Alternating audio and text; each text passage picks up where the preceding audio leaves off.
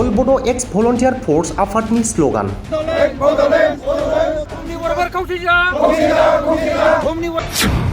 जोंनो नांगौ बड'लेण्ड।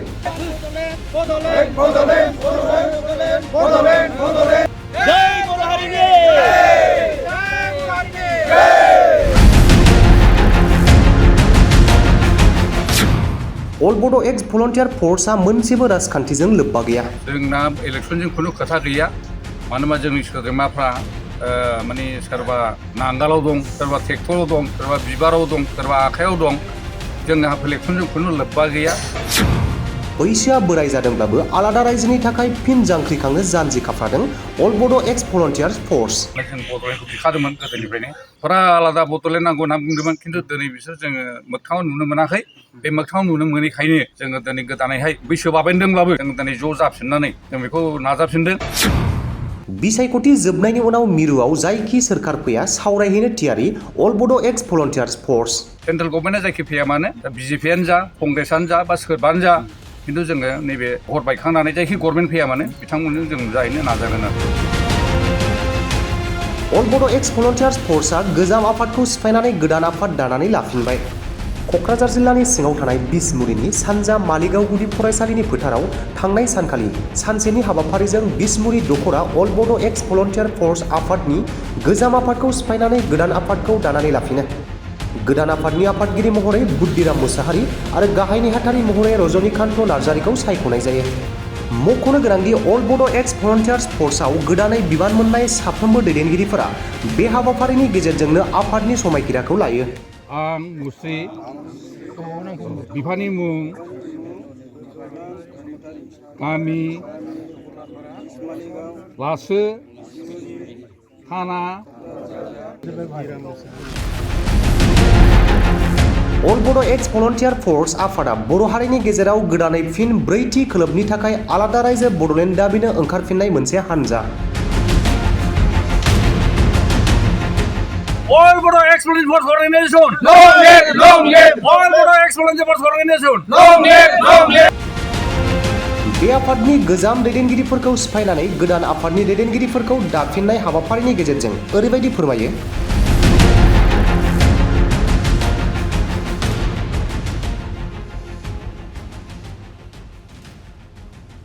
गिबियावनो खुलुमग्रोबाय। जोंनि अल बड' एक्स भलन्टियार फर्स अर्गेनाइजेसन दानायनि आसल थांखियानो जाहैबाय जोंना गोदानै जोङो बड'लेण्डखौ सोमावसारफिननाय। मानो होनबा जोंनाव बर'आव दा मोनथामसो सुखि जानानै थांदोंबाबो जों फुल-फ्लेजेड स्टेटखौ जों मोननो हायाखै। दा बेनिखायनो जों जयैनो गोदोनि जेसेबांनाखि जोंनि भलन्टियार फर्सनि सोद्रोमा बिथांमोन दंमोन बेखौनो जों दा बुंखांफिननानै गोदानैहाय जोङो मोनसे सावरायलायनानै जों गोदानै आन्दलन खालामफिननो नागिरदों। आरो जों बे आन्दलन खालामनाया बेखौनो जों एबार लास्ट लागोन। जों फुल फ्लेजेड स्टेटखौ बड'लेण्डखौ मोनागौमानि नांगौबा थैनानै थांथों, अब्लाबो जों बेखौ जाफुंसारागौमानि जों मावलांबाय थागोन आरो। खिन्थु जोंनि बे मावफुंनाया भलन्टियार फर्स नाम लादोंब्लाबो जोंनि सोमावसारनायनि जेनाखि मोनसे लामा, बे पद्धतिफ्रा जोंना गणतान्त्रिक लामाजों जों थांगोन। जोंहा दिनै बेवहाय ज' जानाया जोङो एक्सुवेलि बिसमुरि आनसलिकखौ जों एडहक हिसाबै दाना होदोंमोन आगोलावहाय, खिन्थु दिनै रायजो राजानि गासिबो मददजोंनो जोङो दिनैहाय फुल फ्लेजेड मोनसे आनसलिक कमिटिखौ दाना होनाय बायदि जाहैबाय। आरो अलरेडि जोंहा दासो मोनसे समायखिराबो लानाय जाहैबाय। दा बे थांखियावनो जोंहा नैबे बिथाङानो फुराना आफादगिरिमोन, दा बिथाङानो गोदानै दाफिनना होबाय। जों बिनि थाखाय दिनै बे ओनसोलनि रायजो राजा आरो जोंनि भलन्टियार फर्सनि सोद्रोमा बिथांमोनखौ आङो गोजोननाय आरो धन्यबाद होनाय जाबाय। आफादगिरिया जाहैबाय बुद्धिराम मुसाहारि आरो रजनीकान्त नार्जारि। जोंना इलेक्शनजों खुनु खोथा गैया, मानो होनबा जोंनि सोद्रोमाफ्रा माने सोरबा नांगालाव दं, सोरबा ट्रेक्टराव दं, सोरबा बिबाराव दं, सोरबा आखायाव दं। जोंहा इलेक्शनजों खुनु लोब्बा गैया। आरो जोंनि मानसिफ्रा जों ओरैबायदि होनखादों, जोंनि थांखिया बेनो, जों जेखि पलिटिकेल हान्जायाव थाया मानो, खिन्थु जोङो भलन्टियार फर्स हिसाबैसो जाथिनि थाखाय जों बेखौ आवगायलांबाय थागोन। जोंनि सिनायथियानो जाहैबाय भलन्टियार फर्स। ओमफ्राय जों भलन्टियार फर्स हिसाबैसो जों जाथिनि थाखाय खामानि मावगोन। जों बेवहाय राजनितिक भाबै जेनेबा खोथा जों थांनाय नङा।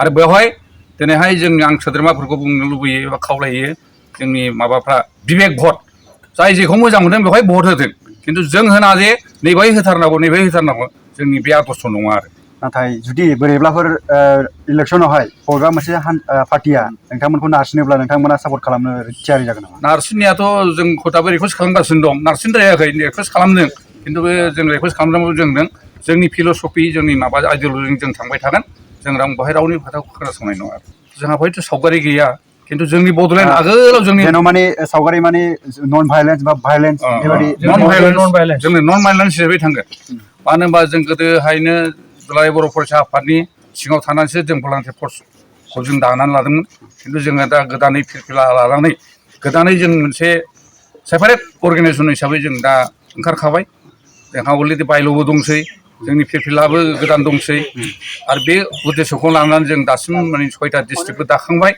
बे 6टा डिस्ट्रिक्टआव जाहैबाय जोंना क'क्राझार चिरां बाक्सा तामुलपुर उदालगुरि ओमफ्राय कामरुप मेट्र' जों बेखौ दाफुंनो हाबाय आरो बावैसोजोंनो जोंनि मानसिया थांनानै फैबाय जों धेमाजि लखिमपुरसिमबो एसे बेरायहैनानै फैबाय दा बिथांमोनाबो जोंखौ लेंहरगासिनो दं खिन्थु फाइनान्सियेल एसे क्राइसिसआव जों दासिमबो आवगायनो हायाखै सानैसो मानसिया जोंना एसे सार्भे खालामनानै फैखांखाबाय जोंनि मेइन थांखियानो जाहैबाय दुलाराय बर' फरायसा आफादानो जा बा गुबुन आफादानो जा मानो जों बड'लेण्डखौ बिखादोंमोन गोदोनिफ्रायनो मानो होनबा बुंनो थाङोब्ला जोंहा पिटिसिनिफ्रायनो पिटिसियाबो उदयासल बिदोंमोन सोरबा प्रग्रेसिभ पिटिसियाबो मिसिं बड'लेण्ड बिदोंमोन एबसुआबो दिनै दुलाराय बर' फरायसा आफादाबो फुरा आलादा बड'लेण्ड नांगौ होनना बुंदोंमोन खिन्थु दिनै बिसोर जोङो मोगथाङाव नुनो मोनाखै बे मोगथाङाव नुनो मोनैखायनो जोङो दिनै गोदानैहाय बैसो बाबेनदोंब्लाबो जों दिनै ज' जाफिननानै जों बेखौ नाजाफिनदों जोंनि दिनाव जाब्लाबो जों बे बोरायना थैलांब्लाबो गोदान जेनेरेसनखौ जोङो बेवहाय माने लाफाबाय थागोन ओमफ्राय लाफानानै जों बिथांखौनो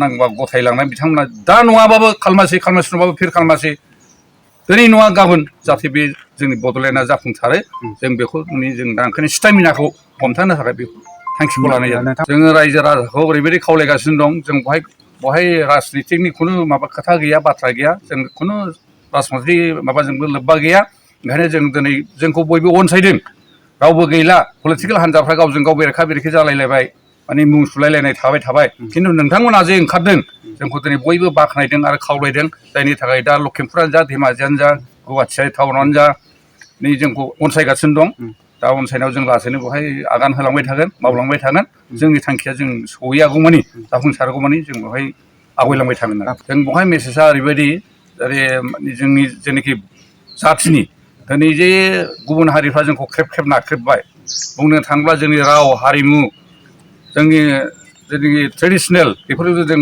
फोथांना लाखिनो थाखाय जे बड'लेण्डखौ बिखादोंमोन खिन्थु बेवहाय दिनै मोनबाय जोङो बिटिसि मोनदोंब्लाबो जोंनि हा हुनि जायनाखि दा बुंनो थाङोब्ला जोंहा 16टा डिपार्टमेन्टआनो अलरेडि माने थांफिननाय बायदि जाहैबाय जोंनि जायखि 6 सिडुल पावार फांसन दंमोन बे 6 सिडुलखौ दिनै सिफायनो नागिरदों मानो होनोब्ला दिनै बड'लेण्ड इउनिभार्सिटिनि नामखौनो आरो सोलायफिननो नागिरबावबाय माने बड'लेण्डखौनो दोनला बड'लेण्ड ट्रेन्सपर्टनि नामफोरखौनो दिनै बड'लेण्डखौ खुंनो नागिरदों बे जाहैबाय हारसा बामोनफोरनि गासिबो पलिसि आइडिया माने जाथिखौ दिनैहाय जोंनि जौगानायखौ नुनानै मेगन सानानै जेरैखि नङा मानो जोंखौ सिनस्रि बुफायफिननो नागिरदों जों ओंखायनो बेवहाय नन पलिटिकेल हिसाबै जोङो ज' जानानै पलिटिकेलि हेंथा दोन्थ'नानैब्लाबो धोरोमखौ जोङो फारागखौ जों दोन्थ'लायनानैब्लाबो जाहाथे जों बर' हिसाबै जाथि हिसाबै जाहाथे जों आवगायफिननो हायो बेनि जोंनि मेन थांखिया बे आरो बड'लेण्डखौ जोङो ओरैबायदियाव लादों जों माने दाखालि जोङो मोनसे सेन्ट्रेल एक्जिकिउटिभ कमिटियाव जों सावरायदोंमोन मे दाननि गेजेराव जों दिल्लीयाव थांनानै मेम'रेन्डाम होनायनि बाथ्रा दंमोन खिन्थु दा गभर्नमेन्टआ बेवहाय दा बायहांबा बायनायानो जाहैबाय दा कर्ट अफ कन्डाक्ट होबाय दा बिनि थाखाय जों थाथ'बाय दा गभर्नमेन्टआ जायखि फैया मानो सेन्ट्रेल गभर्नमेन्टआ जायखि फैया मानो दा बिजेपियानो जा कंग्रेसआनो जा बा सोरबानो जा खिन्थु जोङो नैबे भट बायखांनानै जायखि गभर्नमेन्ट फैया मानो बिथांमोनजों जों जाहैनो नाजागोन आरो We want Boroland, we want Boroland, we want Boroland, no Boroland, no Boroland, no Boroland, बर'फोर खौसे जा बर'फोर खौसे जा All Boro Excellence Force Organization, long live, all Boro Excellence Force Organization, long live.